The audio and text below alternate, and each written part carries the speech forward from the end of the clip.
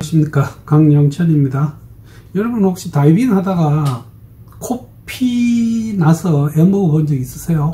제가 사실은 이 다이빙과 관련되는 코피에 대한 이야기는 아주 별도의 영상을 하나 올려놓은 게 있습니다. 물론 오래됐지만, 근데 이 다이빙 뿐만이 아니라 우리 일상적인 어떤 운동을 하다가 코피가 나면 참 난감합니다. 이럴 때 우리가 어떻게 해야 될 것인지를 한번 정리를 해봤습니다. 우선 다이빙 때 이야기를 간단하게 한번 더 드리겠습니다. 그리고 운동 중에 코피 나는 어떤 원인, 그 다음에 어떻게 대처할 것인지 결론까지를 한번 엮어보겠습니다. 다이빙과 코피라는 제목은 제가 이게 꽤 오래됐습니다. 한 2년 가까이 됐는데요. 이거도 그 당시에는 굉장히 많은 조회수를 보여주셨어요. 우리가 다이빙 할 때 혹은 하고 나왔는데 코피가 나면 제일 먼저 신경 써야 될 거는 부비동 압착입니다. 특히 제일 흔히 볼 수 있는 상악동은 저희들 이 눈 밑에 이빨 이 위에 있는 부비동입니다. 거기에 압착이 제일 많이 오고, 압착이 오면 점막이 터져서 피가 납니다. 이게 사이너스 안에 고여 있다가 다이빙하고 나와 보면 마스크 안에도 피가 흥건하는 경우도 있고, 혹은 지연된 출혈도 한 번씩 볼 수 있습니다. 그래서 그 이외에도 물론 발사알바를 하면서 우리가 이렇게 하죠. 코를 쥐고 흔드는데 실제로 코피가 제일 많이 나는 것이 이 콧구멍에서 위로 1cm에서 1.5cm 정도 되는 그 거리에 있는 어떤 지역입니다. 그거에 대해서 한 번 더 설명드리겠습니다. 그 다음에 귀에도 중이에 압착이 오면 귀 안에 출혈이 나고요. 그것이 또 오랫동안 고여 있다가 밖으로 계속 흘러나오는 경우도 있죠. 그래서 한번 그 상세한 내용을 여러분들이 제 이름과 다이빙과 코피를 한번 검색을 하셔서 한번 더 봐주셨으면 합니다. 일반적으로 우리가 운동할 때 코피가 나는 경우들이 흔히 있습니다. 지금 여러분 보시는 이 사진은 블러드 스포츠 이렇게 되어 있습니다. 이 러시아의 아주 유명한 테니스 선수죠. 데닐 메드베데프, 이름도 어렵네요. 이 친구가 한참 오스트레일리아 오픈에서 시합하다가 이 코피가 났습니다. 이게 2020년에 있었던 일인데요. 앉아서 하얀 손수건을 이렇게 빨갛게 물들이는 흔히 있을 수 있는 일입니다. 어떻게 해서 이런 게 생기는지, 또 대처 방법, 그 다음에 꼭 병원에 가셔야 될 이유도 있고 경우도 있습니다. 그거 이야기까지 해서 한 번 더 드리겠습니다.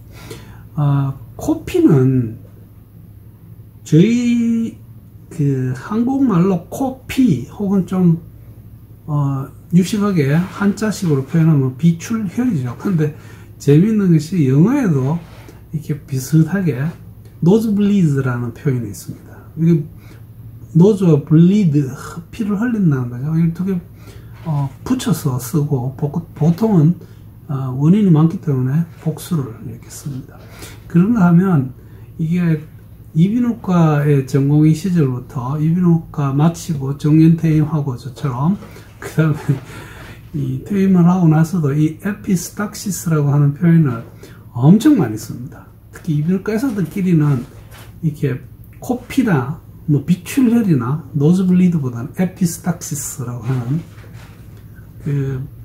사전에서 이게 해볼까, 애가 이거 이더라고요. 이피스탁시스 이렇게 하대요. 코피가 이렇게 찔찔 나는 경우가 있습니다.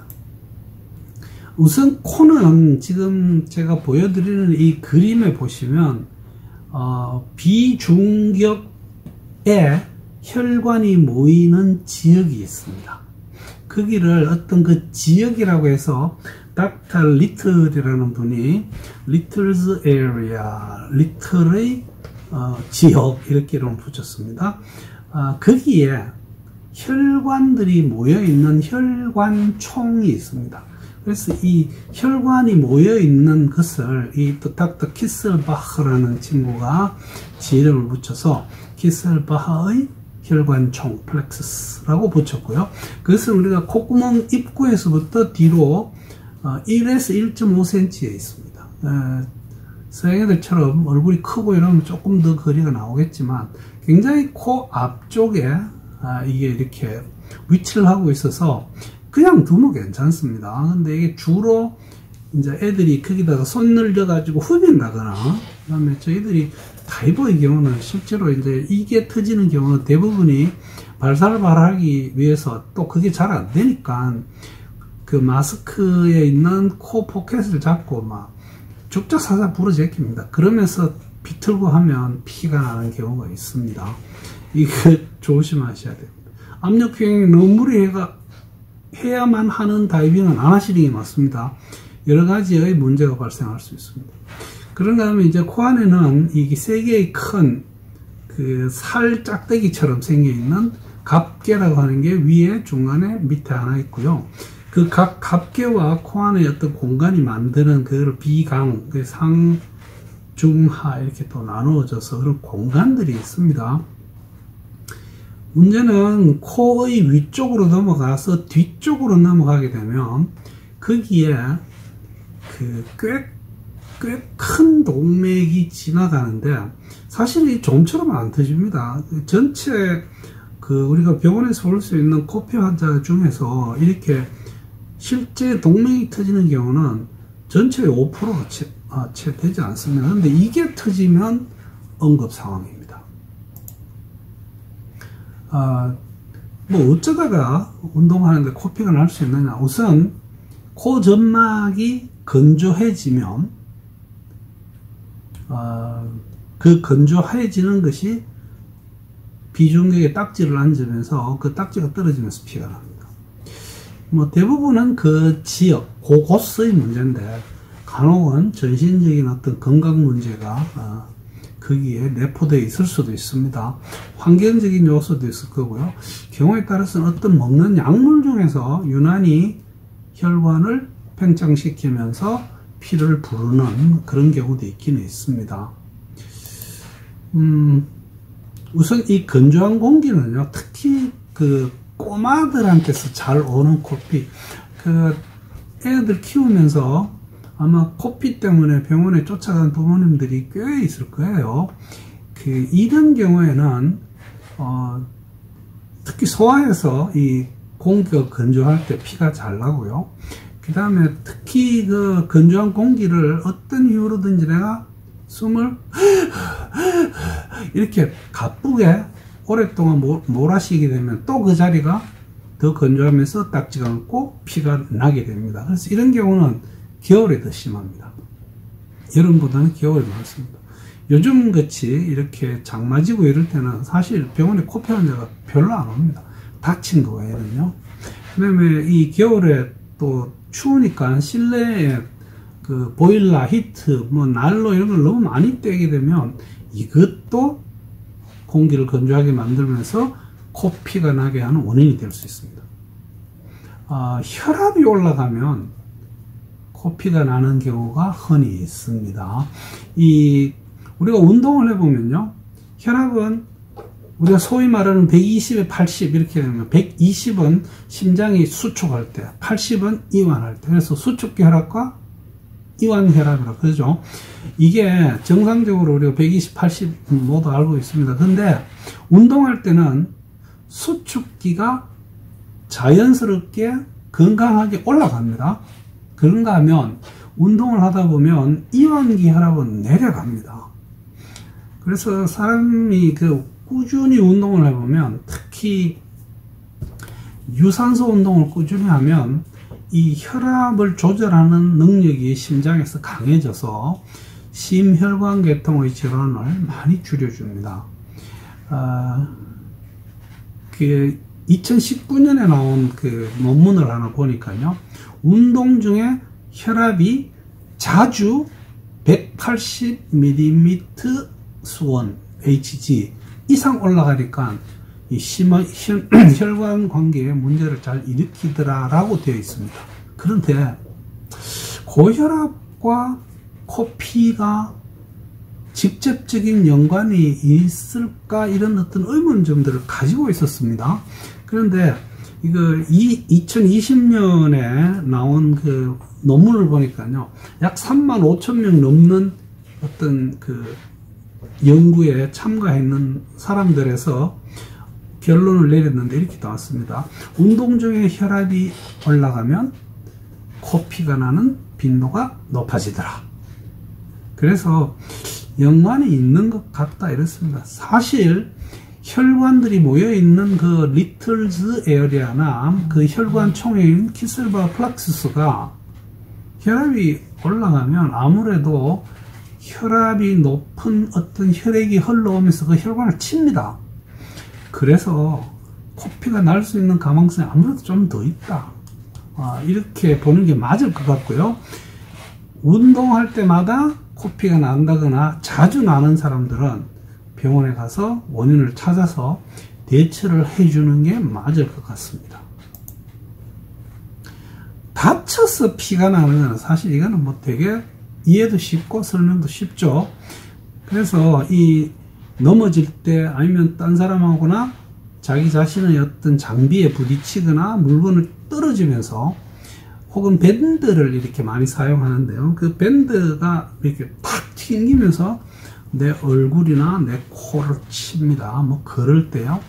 그 다음에 이 야구하다가 최근에 그 김광현 선수가 그 기아의 소크라테스에게 던진 공이 이게 하필이면 얼굴로 날아가서 이 선수가 다쳤어. 뭐 피를 흘리면서 병원에 실려갔었죠. 그냥 재미로 바로 그 영상도 한번 보여드리겠습니다. 그래서 다쳐서 코피가 난다면 여러분 반드시 병원 가셔야 됩니다. 가서 특히 코뼈가 괜찮은지 혹은 비중격에 골절이 없는지도 확인을 해볼 필요가 있습니다. 이 장면이 바로 이 김광현 선수가 이 소크라테스에도 공을 던집니다.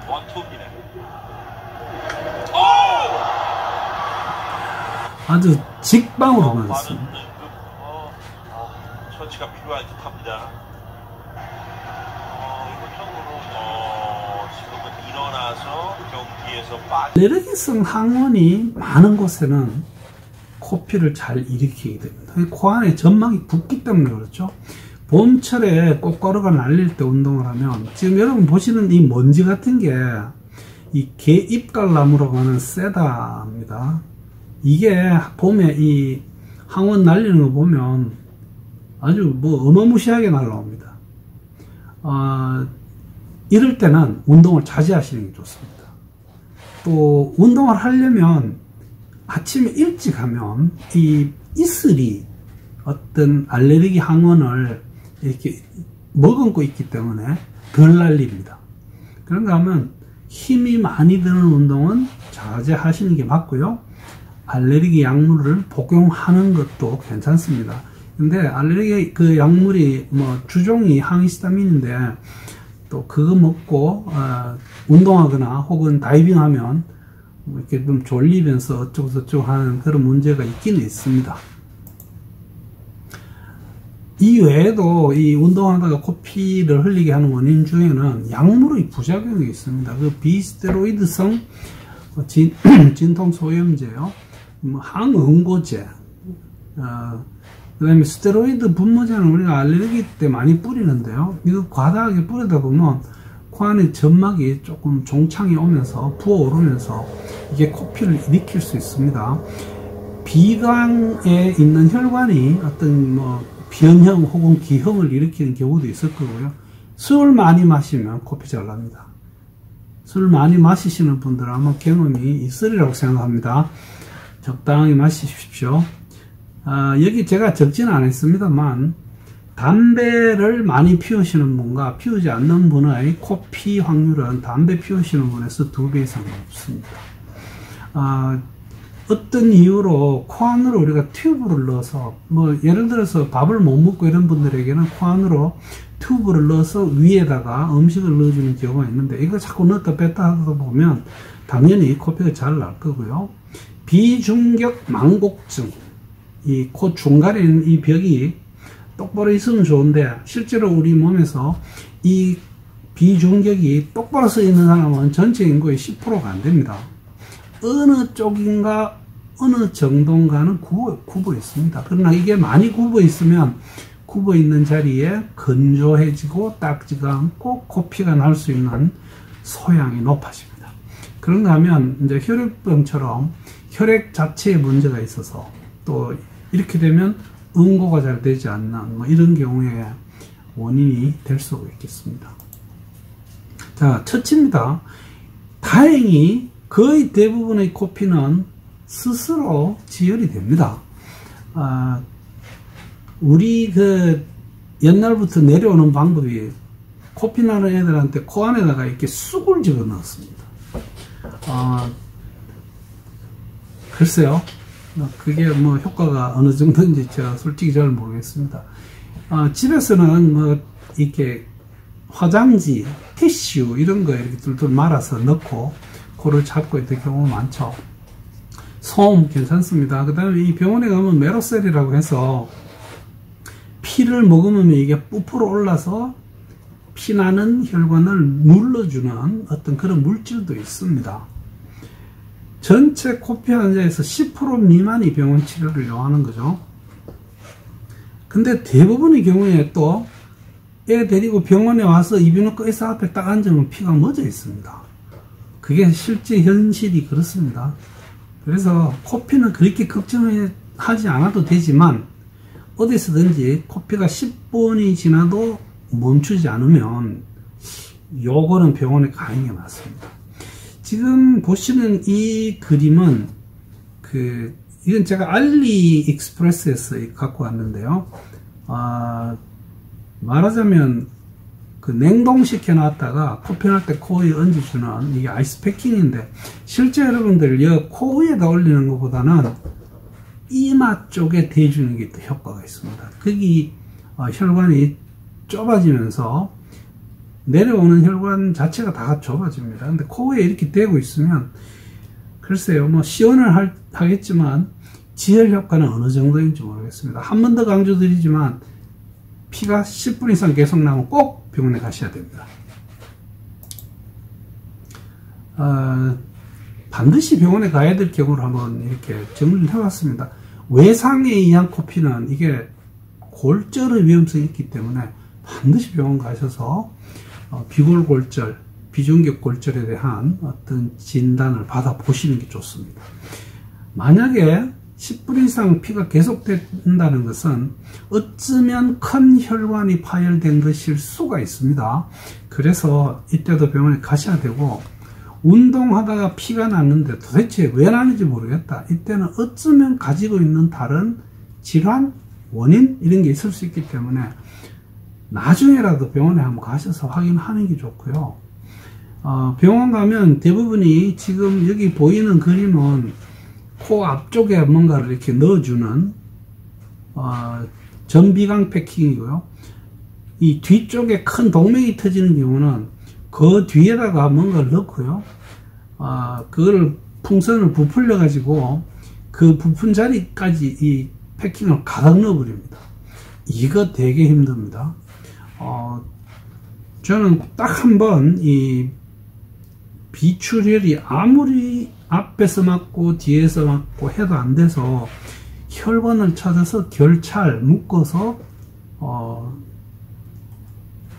이 비출혈을 막은 적이 있습니다. 근데 그 정도 되면 굉장히 좀 힘든 수술에 속하기도 하고, 코피 난다고 수술해가지고 이렇게 되면 이거는 크게 드뭅니다만 그럴 수도 있습니다. 한번 요약을 해보겠습니다. 다이빙 할 때는 말씀드린 것처럼 사이누스 압착이 제일 많습니다. 그래서 압력 평형이 잘 되지 않을 때는 하강하지 마십시오. 일반적으로 운동할 때 나는 코피는 그렇게 드물지 않습니다. 그래서 다행히 대부분은 자연 치유가 되고요.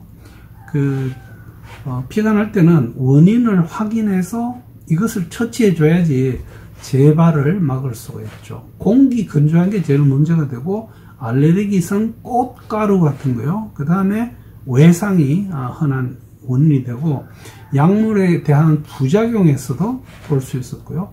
고혈압, 과음, 흡연, 이 정도가 원인이 될 수 있겠습니다. 자, 지혈점이 한번 제가 직접 보여드리겠습니다. 여기 이렇게 콧구멍이 있고요. 이쪽 코에서 피가 나면 그냥 제가 권하는 겁니다. 솜 같은 거를 넣고요. 손가락 2개로 코를 꽉 잡고 있으면 됩니다. 여기만 눌러도 되겠지만 실제로 이게 효과가 더 좋습니다. 잡고 한 5분 정도 있다가 살 놔보면 이렇게 피가 대부분은 멎습니다. 그래서 뭐 그래도 조금 미흡하다 싶으면 얼음을 대서 가급적이면 얼음도 윗니마와 코 사이 이 사골동 쪽에다가 대주면 지혈에 도움이 되겠습니다. 오늘 운동 중에 코피가 나는 어떤 그런 주제를 가지고 한번 이야기를 만들어 봤습니다. 여러분들 건강하게 운동 많이 하시고 다이빙 많이 하시고 오래오래 아주 즐거운 스포츠 활동을 계속 할 수 있기를 기원합니다. 청취해 주셔서 대단히 감사합니다.